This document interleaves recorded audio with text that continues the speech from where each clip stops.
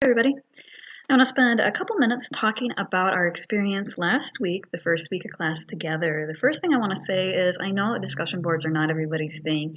It can be challenging to make a really true and deep connection with each other when we're just typing words on a screen. But our discussion board serves as a replacement for that in-person raise your hand, let's have a conversation sort of conversation. And even though it can be challenging to make that connection, you guys are doing amazing. And I truly appreciate the level of conversation and discussion that you guys are giving our discussion boards. I really do.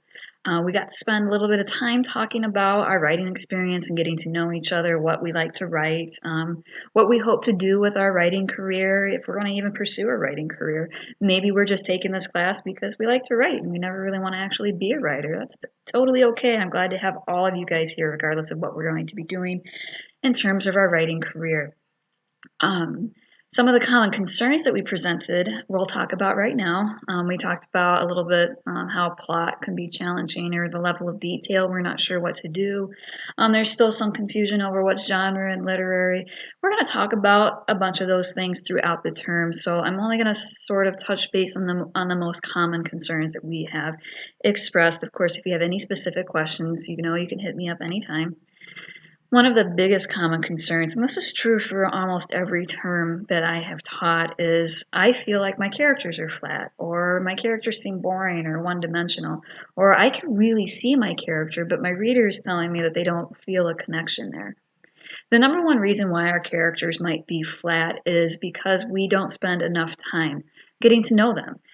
We cannot write a character if we do not know the character. And I go into pretty significant detail. I think the video is about 15 minutes long on our character development discussion this week. But to just sort of hit the nail on the head somewhat briefly, if you do not spend the time it takes to get to truly know your character, you frankly have no business writing their life. As we know, writing takes time and dedication. You can't be a writer if you don't write. We need to write a little bit every day, or at least as often as possible. And part of that writing needs to be getting to know our characters.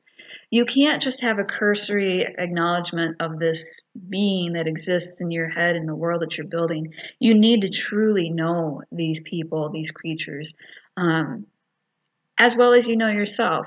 Like, we want our characters to surprise us. Like, we craft a character and we're intending them to maybe go down to the bar and have a beer, but they get halfway through and they decide, hey, I'm going to go do this no matter what you, creator, tell me to do. And writing really does make us sound crazy, doesn't it?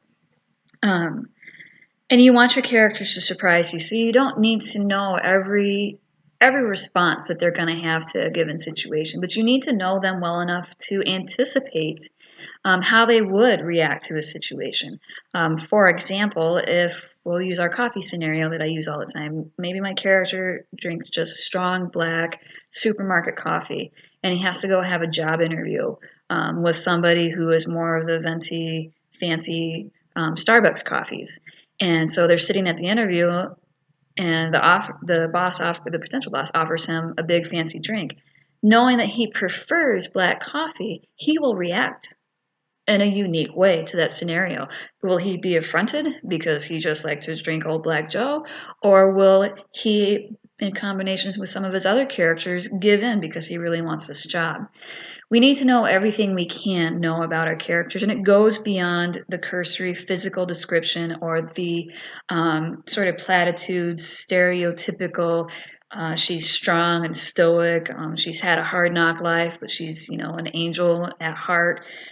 We can definitely use those familiar sort of story tropes, but you need to dig in and get to know your character and help you create something in someone who is unique and deep and true. I often have a discussion with students almost every term about their character, and they're fearless. They're not afraid of everything. That's not true. Every single one of us has something that we're afraid of. And it doesn't have to be a big, huge, life-ending fear. For example, I am terrified of raccoons. I have no real good reason why.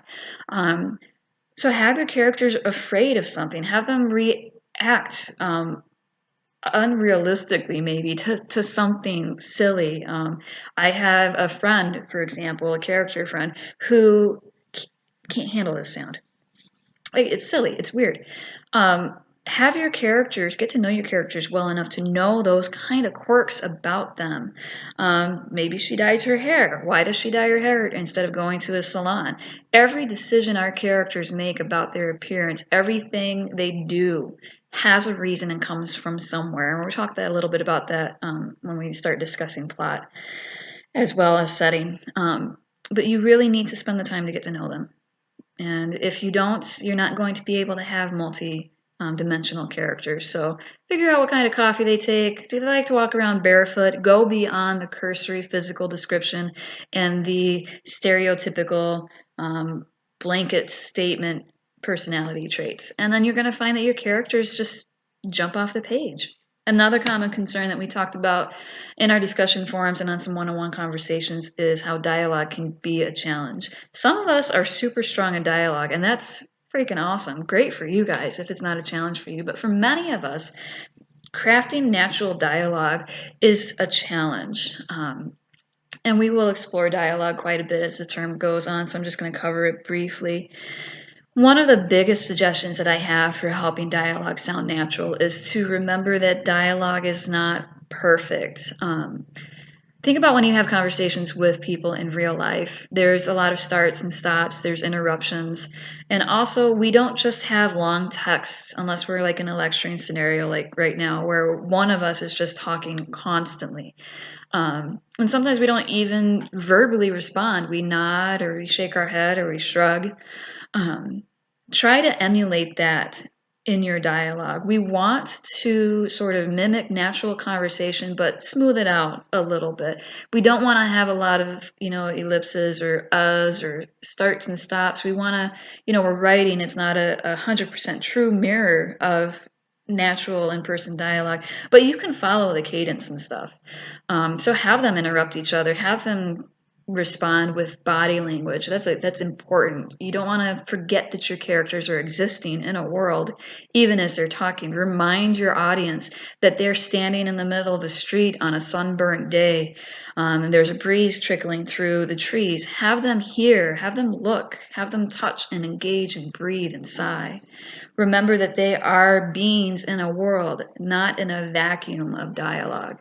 Another tip or suggestion or something that we really need to work on for most of us, myself included, is the use of dialogue tags.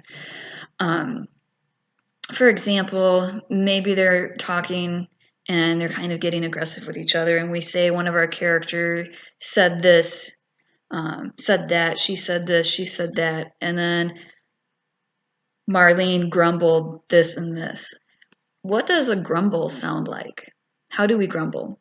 Another good example is maybe they're having a good time and Anna Marie laughed. That's funny. What does a laugh sound like?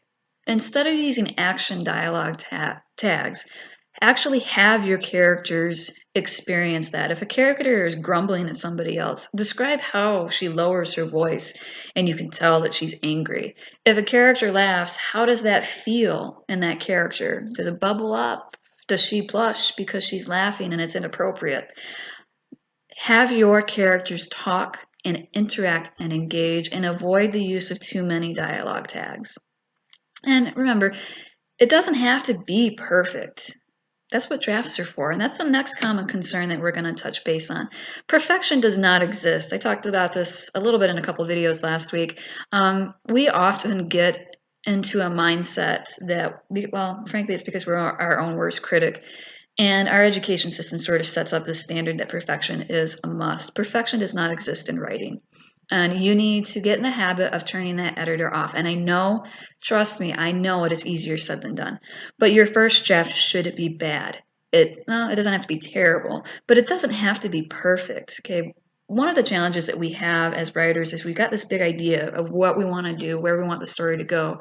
And if we focus on getting each piece of dialogue, each character personality trait, each bit of detail perfect, both in terms of writing and in grammar, we lose sight of where we wanted that story to go. It's very common, and it's a very common cause of writer's block. We get frustrated because I keep spelling the word dialogue wrong or whatever. Try and not focus on making your piece perfect. Drafting is an essential part of the writing process. So get it out of your head, write your story. We will go back in and make sure that you're not using too many dialogue tags, or we will go back in and add a description of that breeze on that sun-baked pavement that they're having their conversation on. Get out of the habit of insisting that everything you write should be perfect, okay?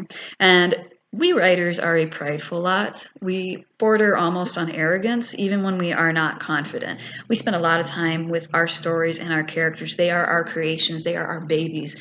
And it's hard to put them out in the world without them being complete and perfect. And it's really hard to have somebody tell us that it's not perfect. But that's part of the writing process too. So open yourself up to imperfections. Allow yourself to write.